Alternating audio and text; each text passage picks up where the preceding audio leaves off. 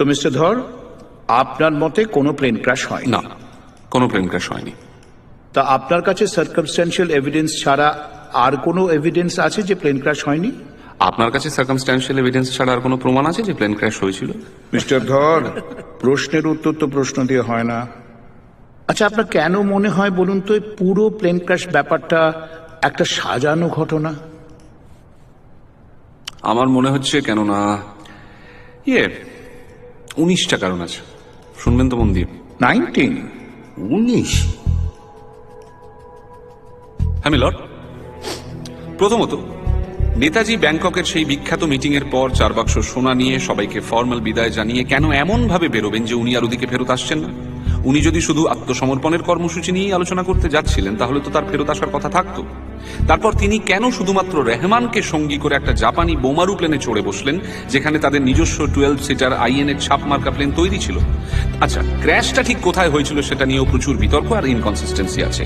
কোন সাক্ষী বলছে রানওয়েতে, কেউ বলছে রানওয়ের বাইরে কিন্তু এরোড্রোমের মধ্যে, কেউ বলছে এরোড্রোমের কিছু কিলোমিটার দূরে। আমরা যদি ক্র্যাশের ছবির সঙ্গে পেছনে পাহাড় আর ধ্বংসস্তূপের পজিশন মিলিয়ে দেখি তাহলে এটা স্পষ্ট হয়ে যায় যে এটা অন্য কোনো খানে ঘটা অন্য কোনো প্লেন ক্র্যাশের ছবি।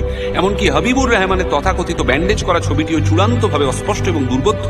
ইনফ্যাক্ট এরোড্রোমের অফিসাররা, স্থানীয় বাসিন্দারা এবং তাইওয়ান গভর্নমেন্ট এটা অফিসিয়ালি বলছেন যে শুধু 18 অগস্ট কেন, ওই এলাকায় 1945-এ সারা বছর কোনো প্লেন ক্র্যাশ হয়নি। সবচেয়ে কাছাকাছি সময় যেটা হয়েছিল সেটা হয়েছিল 1944 সেপ্টেম্বর মাসে। আচ্ছা, কিভাবে প্লেন ক্র্যাশ হয়েছিল তাই নিয়েও নানা মুনির নানা মত। কেউ বলে ডানায় আগুন লাগে, কেউ বলে ইঞ্জিন বার্স্ট করে, কেউ বলে প্রপেলার খুলে আসে। তারপর নানা আই উইটনেসের নানান রকমের বর্ণনা। কেউ বলে নেতাজি আগে বেরিয়ে আসেন, কেউ বলে রহমান আগে, কেউ বলে রহমান নেতাজিকে সাহায্য করে আগুন নেভাতে, কেউ বলে রহমান অজ্ঞান হয়ে যায়, জাপানিরা এসে আগুন নেভায়। নেতাজির ক্ষতর বর্ণনাতেও নানান রকমের ভার্সন। রহমান বলছেন তার কপালে একটা 4 ইঞ্চি লম্বা গভীর ক্ষত ছিল, কিন্তু তার চিকিৎসা করা ডাক্তার ইয়োশিমি বলছেন ছিল না। ইয়োশিমি আবার বলছেন আগুনে পুড়ে তার রক্ত কালো এবং ঘন হয়ে গেছিল, ফলত তার ব্লাড ট্রান্সফিউশন হয়েছিল। কিন্তু সেটা আবার ইয়োশিমি সহকারী চিকিৎসক সুরুতা অস্বীকার করছেন। শেষমেশ 1945 সালে তাইপেই বিমানবন্দরে এরোড্রোমে নেতাজি যে পুড়ে মারা গেছিলেন তার কোনো সন্দেহাতীত সাক্ষ্য প্রমাণ পাওয়া যায় না। পাওয়া যায় না কোনো হসপিটাল রেকর্ড, না এয়ারপোর্ট লগবুক, না পুলিশ বা ফায়ার ডিপার্টমেন্ট, না 1945 সালের ডিটেইলড ক্রিমেটোরিয়াম রেজিস্টারে নেতাজি বা অন্য কোনো ক্যাজুয়ালিটির ন্যূনতম কোনো উল্লেখ।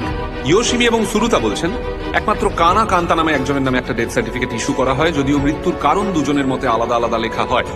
আরো বড় সন্দেহের কারণ, সেদিনের একমাত্র ক্রিমেটোরিয়াম পারমিট যেটা একটা ডেথ সার্টিফিকেট ভিত্তি করে ইস্যু করা হয় সেটা ছিল ইচিরো ওকুরা নামে এক জাপানি ভদ্রলোকের।